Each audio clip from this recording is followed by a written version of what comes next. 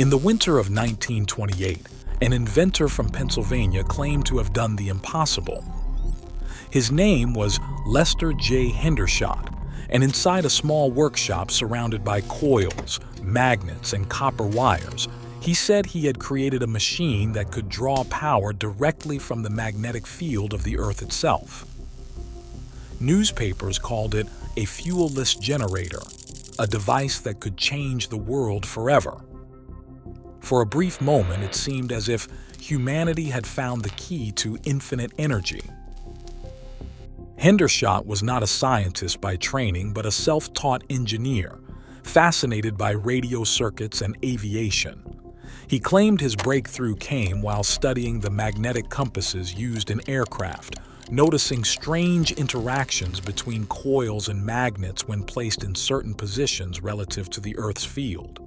From that observation, he began constructing a new type of generator, one that required no gasoline, no moving parts, and no external power source.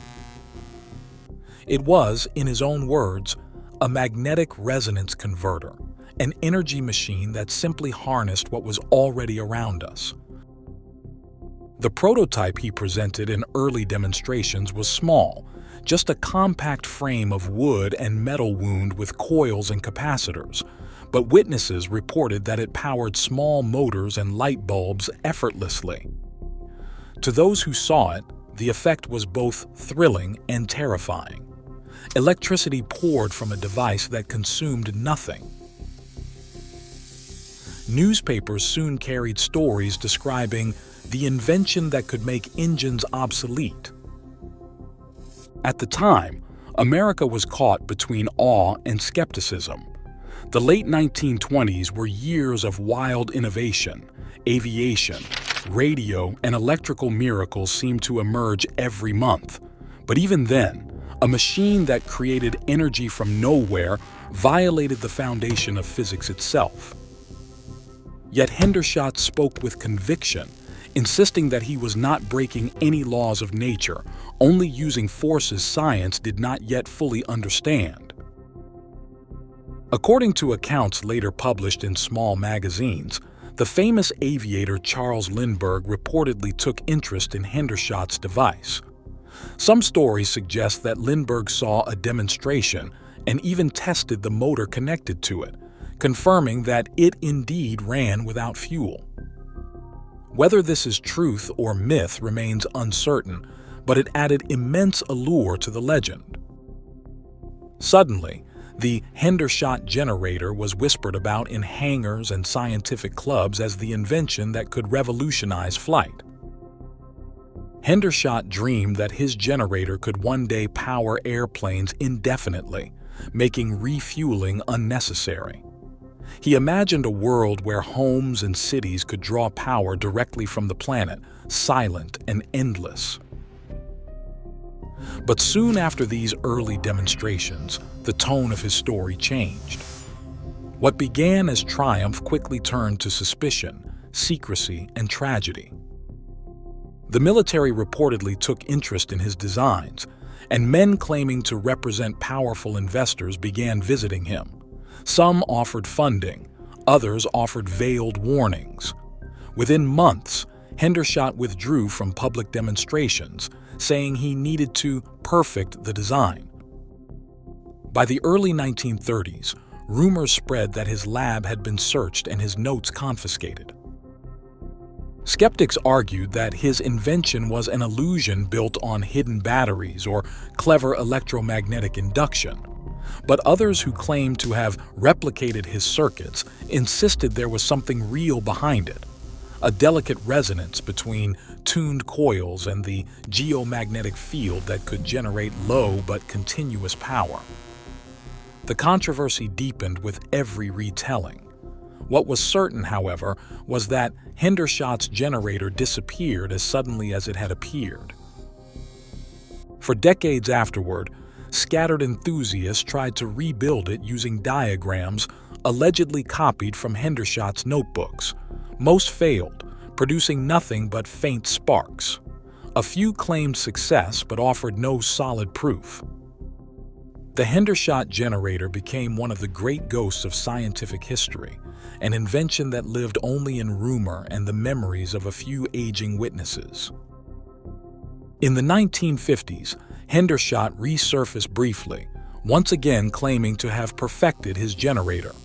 This time, the world was different. The age of nuclear power had dawned, and the dream of free, limitless energy was again in the air. Once more, he began to build prototypes in the hope of finally bringing his vision to the public. He demonstrated a model that supposedly produced 50 to 100 watts of power, enough to light several bulbs without any fuel or input current.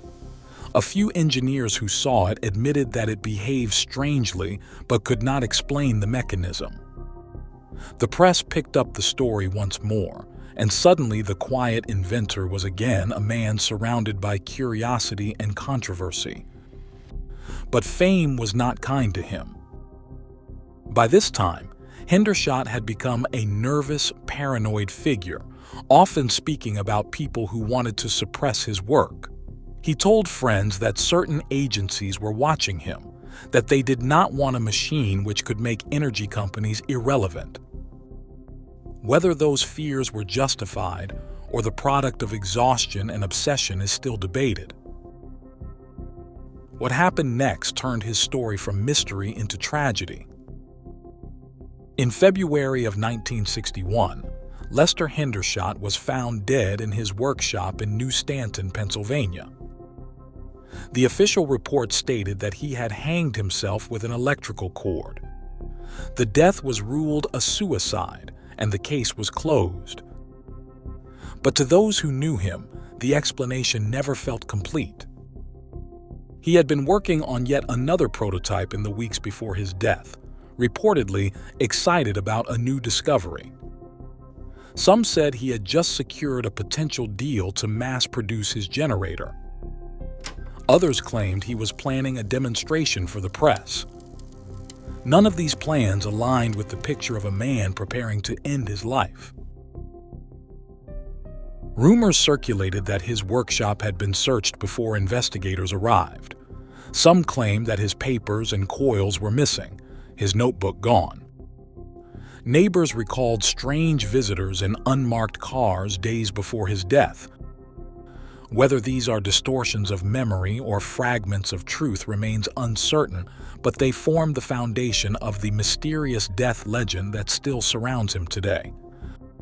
The absence of a thorough investigation led many, including his family, to suspect foul play, theorizing that his innovative work posed a significant threat to large energy corporations.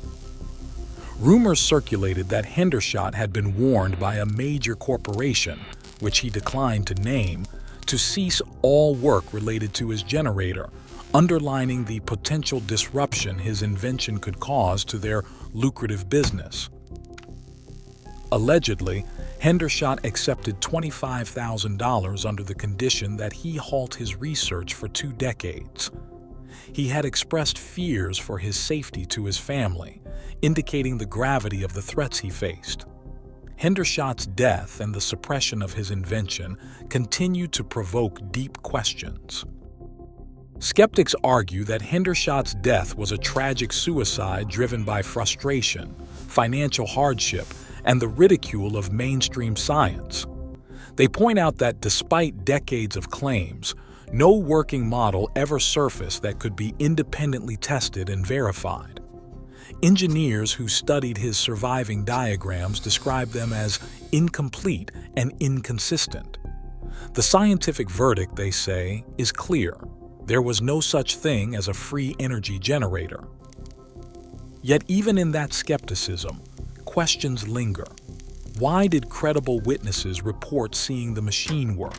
Why did military representatives and corporate engineers travel to meet him if his device was a hoax? And why, after his death, were his prototypes and notes never recovered? The absence of answers fuels the enduring myth of suppression. Those who believe in his discovery argue that Hendershot stumbled upon an unknown electromagnetic resonance, something akin to what later inventors would call zero-point energy. They claim he discovered how to tap into the constant flow of magnetic energy produced by the Earth, converting it into electrical power without violating conservation laws. In that sense, his machine wasn't creating energy, it was harvesting it. But without his original working model, this remains speculation. The surviving circuit diagrams are simple yet perplexing. They show two large coils wound in opposite directions, connected to capacitors, transformers, and a permanent magnet. The entire system forms a resonant feedback loop, where oscillations supposedly amplify themselves through magnetic coupling. Some modern experimenters believe that under exact tuning, such a circuit could generate small currents from ambient electromagnetic noise, but nowhere near the level of output Hendershot described. And yet, over a century later, people still attempt to rebuild it. On obscure forums and research websites, enthusiasts exchange blueprints, speculate about coil turns and resonance frequencies, and speak of the lost key to over-unity. To them, Hendershot is not a fraud but a pioneer who was silenced before his time. They argue that what killed him was not despair but suppression. In that narrative, Hendershot's death mirrors that of other controversial inventors, men who claim to have tapped into forbidden energies only to die abruptly before revealing their secrets. Some link him to names like Nikola Tesla and Henry Moray, inventors whose devices allegedly defied mainstream explanation. To believers, Hendershot's fate is part of a larger pattern, a quiet war against discoveries that could dismantle global energy control. Whether real or imagined, it gives his story the gravity of a lost revolution. In one of his last notes, he reportedly wrote that energy is everywhere if you know how to look. Today, the Hendershot generator survives in digital blueprints circulating across the internet, reinterpreted by enthusiasts using modern components. They continue to experiment, hoping to rediscover what Hendershot may have known. Did Lester Hendershot truly find a way to draw power from the Earth's magnetic field? Or was he simply another dreamer lost in his own invention? The answer lies buried somewhere between science and myth, between genius and tragedy. His machine may have been nothing more than an elaborate resonance circuit, or it may have been something far more profound. What cannot be denied is that the mystery of his death keeps the legend alive. On a cold March evening in 1998, in a restaurant parking lot in Grove City, Ohio, an inventor named Stanley Meyer stumbled out of the door clutching his throat. Suddenly, he gasped, whispered the words, "They poisoned me," and collapsed onto the pavement. Within minutes, he was dead, and with him died what many believe was one of the most revolutionary energy technologies in human history, a water-fueled engine. Stanley Meyer was not a conventional scientist, but an independent thinker with a deep curiosity about physics and chemistry. Born in 1940, he spent much of his life experimenting in his garage, chasing ideas that mainstream engineers dismissed as impossible. His most famous invention, the water fuel cell, was a device he claimed could power an automobile using nothing but ordinary water. Meyer said he had discovered a method to split water molecules into hydrogen and oxygen using a tiny amount of electrical energy, far less than conventional electrolysis required. A local inventor has discovered a way, hear this, to use water to run your car. The tubular array exciters or voltage zones are immersed in natural water, forming the water fuel cell. Once energized, the gases are quickly generated on demand, releasing energy in the form of hydrogen gas that is 2.5 times more powerful than gasoline. If his claims were true, they would overturn the foundations of the energy industry. A car running on water would need no gasoline, no oil, and no fossil fuels of any kind. The implications were staggering: clean, renewable energy from a resource available everywhere on Earth. But such a breakthrough, as many before him had learned, threatened powerful interests. From the moment Meyer went public with his invention, he began facing skepticism, harassment, and, eventually, events that many still interpret as deliberate suppression. Meyer's water fuel cell was based on a simple but radical idea. In standard electrolysis, electricity splits water into hydrogen and oxygen, but it consumes more energy than the hydrogen can release when burned. Meyer claimed to have overcome this limitation using high-frequency electrical pulses to resonate with the water molecules, weakening the bonds between hydrogen and oxygen. He called the process resonant electrolysis and said it required only milliamps of current to produce vast amounts of gas. Alloy rods, acting as electrodes, are housed in a perspex container that's filled with water. Normal mains voltage is fed in through a transformer, but critically, there is virtually no current consumed, less than half an amp. Meyer claims the key is his electronics, which pulses electricity rapidly across the rods at up to 20,000 cycles per second. He patented his system in the 1980s and demonstrated it to journalists, engineers, and investors. Witnesses reported seeing water-powered dune buggies driving down Ohio roads without gasoline. When asked how it worked, Meyer explained that the key lay in tuning the electrical frequency to the natural resonance of the water molecule, making it disassociate efficiently. He claimed that by doing so, water became a viable fuel source, one that could revolutionize transportation and energy production. The device attracted both fascination and hostility. Some scientists dismissed it as a misunderstanding of physics, saying his claims violated the laws of thermodynamics. Yet others who examined the device in person left uncertain, unable to explain its apparent performance. One physicist later said, "If it's a fraud, it's the most convincing one I've ever seen." Meyer's garage became a target of curiosity, with journalists, researchers, and government officials all showing up to see the impossible machine for themselves.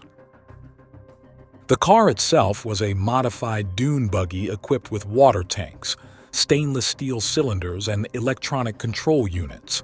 Meyer insisted that no hidden fuel sources were involved.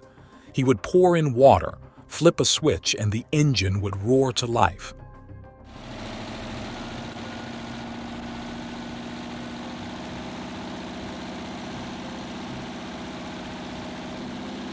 According to his claims, a single gallon of water could drive the car across the United States.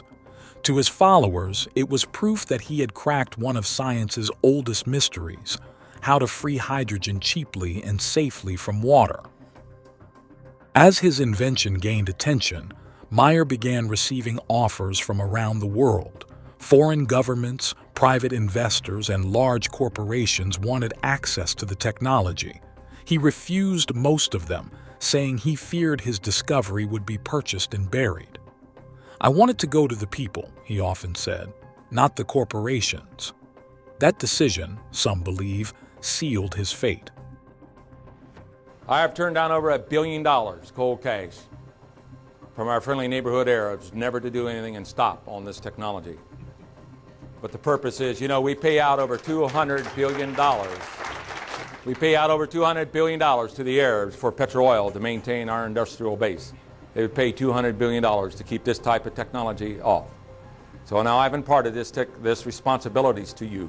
The only way that we're going to bring it in, and history has shown time and time again, it's only going to come in through you and I. So I impart this responsibilities to you.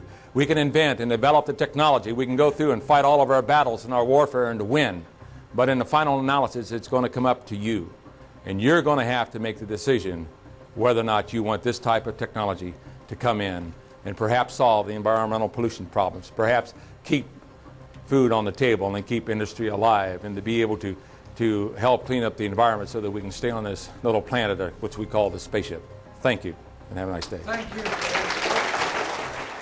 In 1993, he was sued by two investors who accused him of fraud after paying for rights to his technology and receiving no functional prototypes.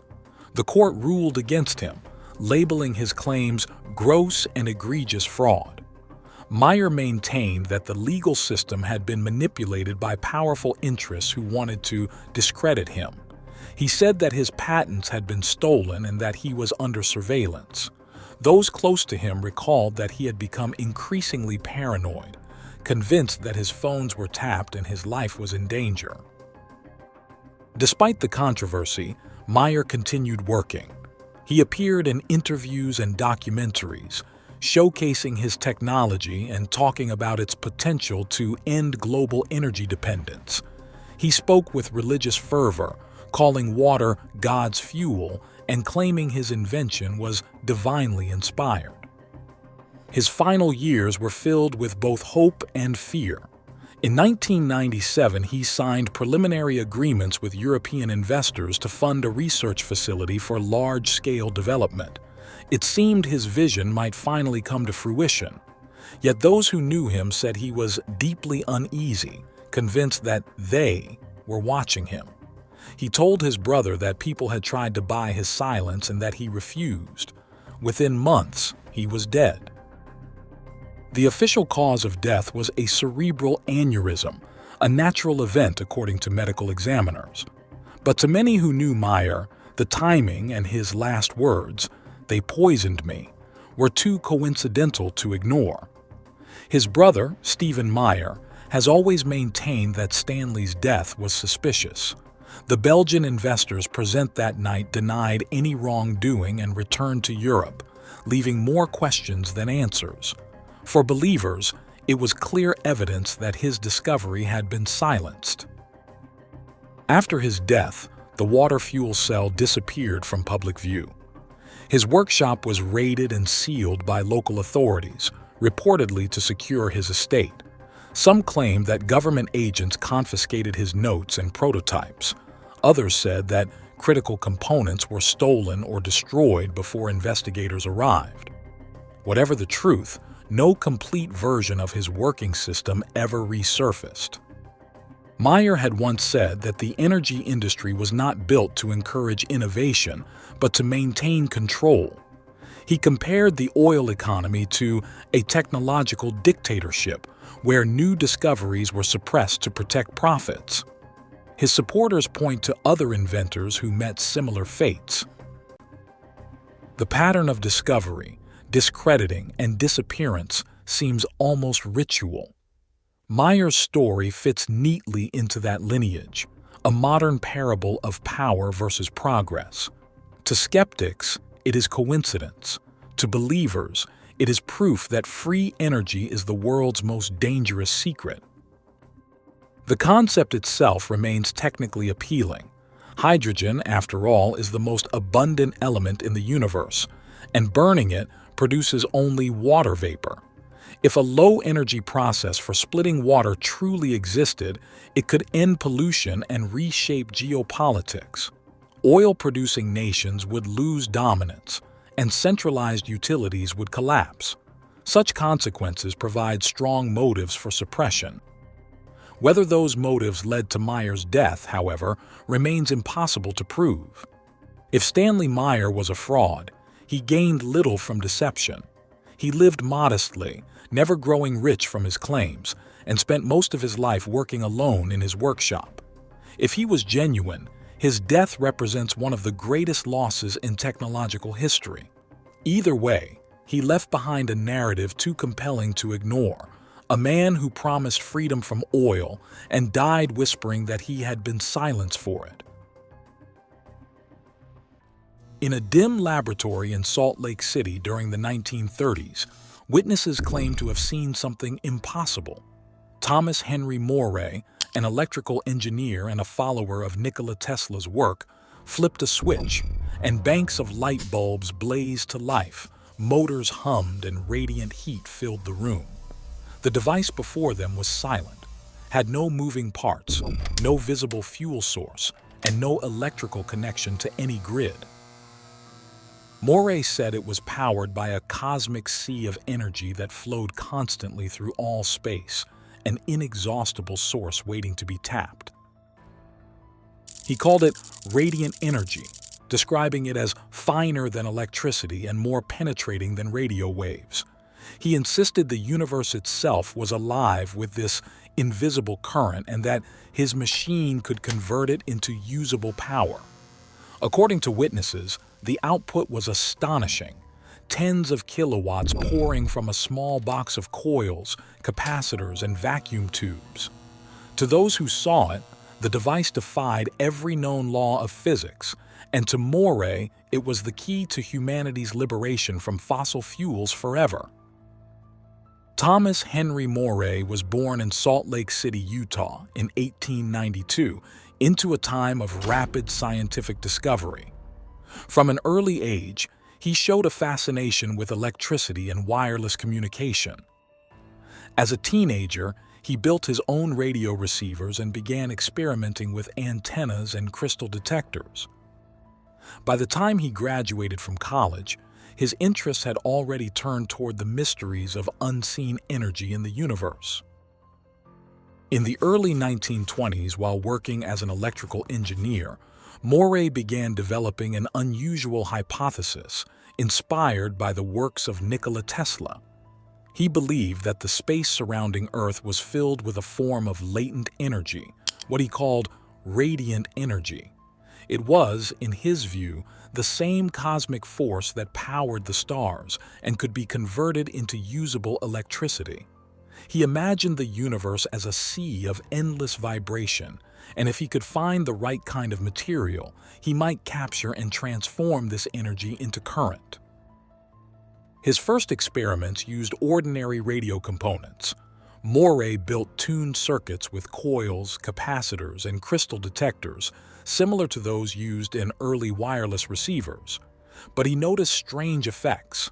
Certain combinations of metals and minerals produced measurable currents, even when no signal was being transmitted. These findings convinced him that he had stumbled upon something that defied conventional explanation.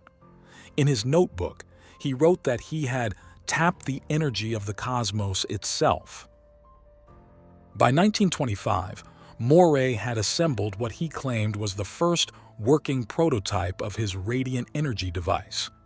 It consisted of an antenna, grounding wires, and a sealed glass tube he called the valve. This tube, he said, was the key to the entire process. It captured high-frequency oscillations from space and converted them into direct electrical power. He performed small demonstrations for colleagues, lighting bulbs without visible power sources. Some dismissed it as a trick, but others left puzzled, unable to explain what they had seen. Around 1926, Moray attempted to patent his invention. The United States Patent Office rejected the application on the grounds that the device had no identifiable energy source. Patent examiners insisted that perpetual motion was impossible, and Moray's explanation of cosmic energy sounded too much like it. He revised the application, but it was denied again. The rejections only strengthened his belief that established authorities refused to acknowledge discoveries that threatened conventional industries. During the late 1920s, he continued refining his invention, improving its stability and output. He wrote a manuscript titled Beyond the Light Rays, later expanded into The Sea of Energy, in which the Earth floats, in which he described the theoretical foundation for his work. The Sea of Energy in Which the Earth Floats was a revolutionary book written by T. Henry Moray, an electrical engineer and Tesla enthusiast who in the early 20s began working on a device he claimed intercepted radiant energy from outer space. His solid-state detector, the Moray valve, was designed with a complex series of semiconductors, high-voltage capacitors, and transformers hooked up to an antenna and a ground wire. By stimulating the existing oscillations of space energy, his radiant energy device ran for days, putting out 50 kilowatts of electricity.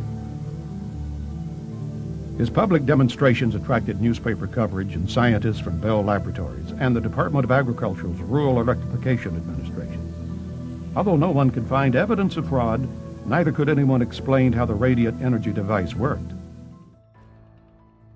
He argued that space was saturated with streams of subatomic energy that could be converted by materials tuned to their natural frequencies. His writing blended technical theory with philosophical conviction, claiming that energy was the divine essence of creation. In 1931, Moray held a public demonstration that drew both curiosity and controversy. He set up his equipment far from power lines, connected the antenna and ground, and threw the switch. To the astonishment of witnesses, bright incandescent lamps flickered to life.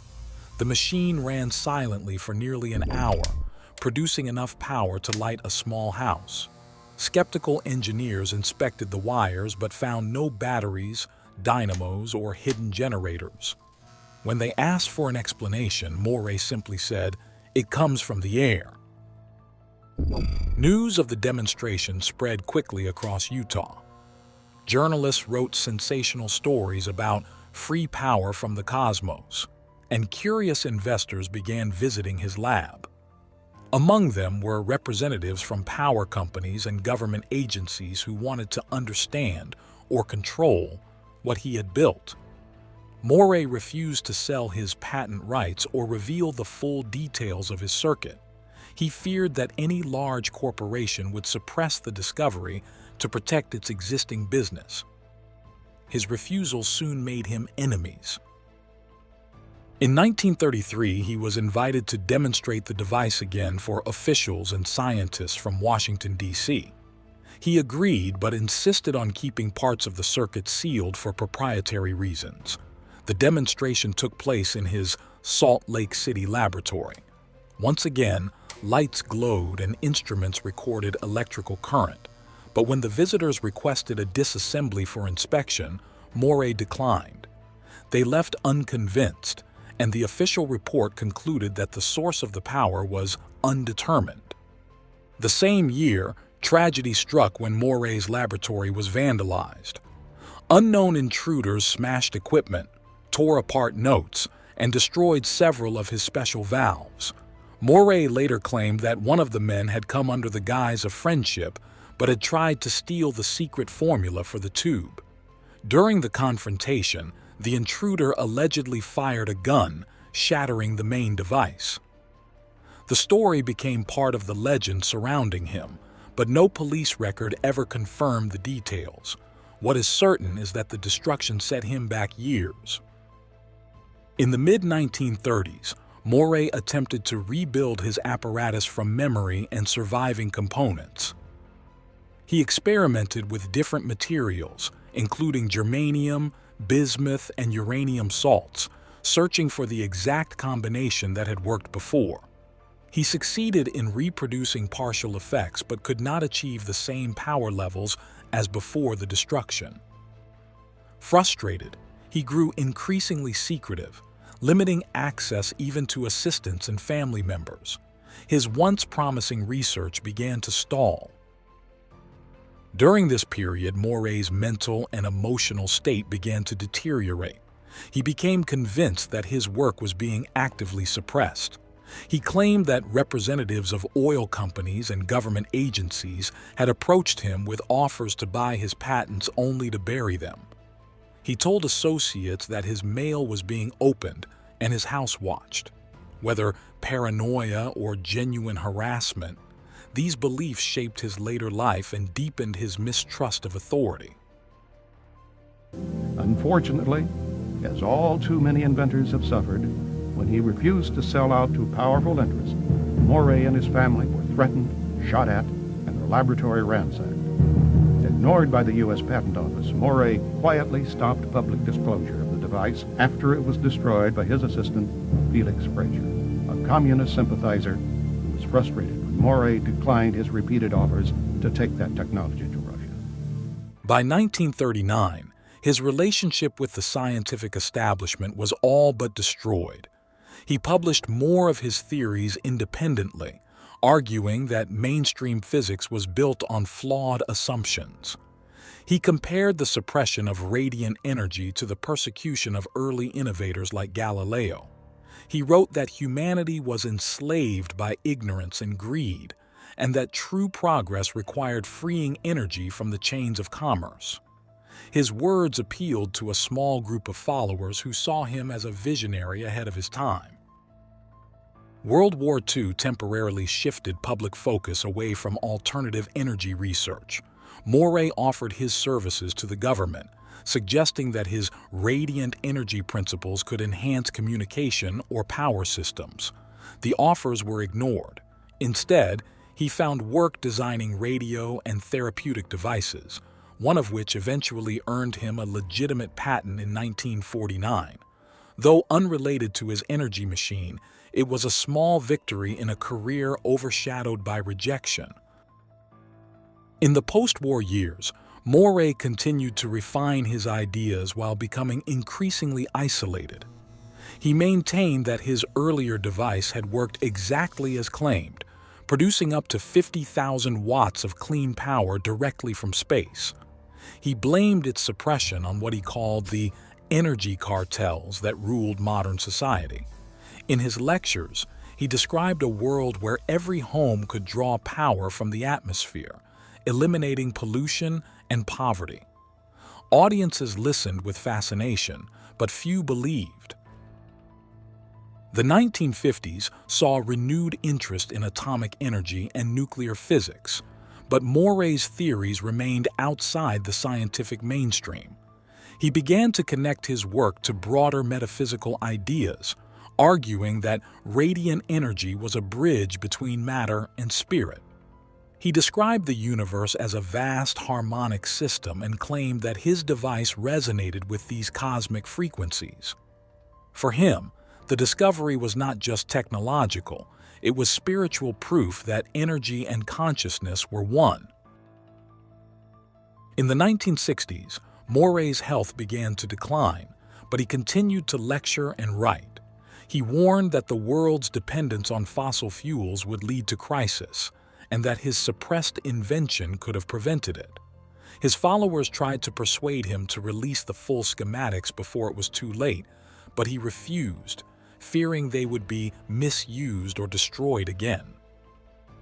As his body weakened, his conviction remained unshaken. He told his son that one day the sea of energy would be rediscovered by minds ready to accept it. Moray died in 1974, taking with him the precise composition of the mysterious valve that had powered his device. His papers and prototypes were inherited by his son, John Moray, who dedicated decades to reconstructing the machine. I am John E. Moray, the son of T. Henry Moray. Nikola Tesla said there is energy throughout space, that this energy was kinetic, and that it would be only a matter of time when men would hitch their machinery to the very will work of nature. My father, T. Henry Moray, did his work and discovered this energy. John claimed partial success, producing small but measurable power outputs from ambient sources. Yet the original performance, lighting banks of bulbs with no external input, was never duplicated.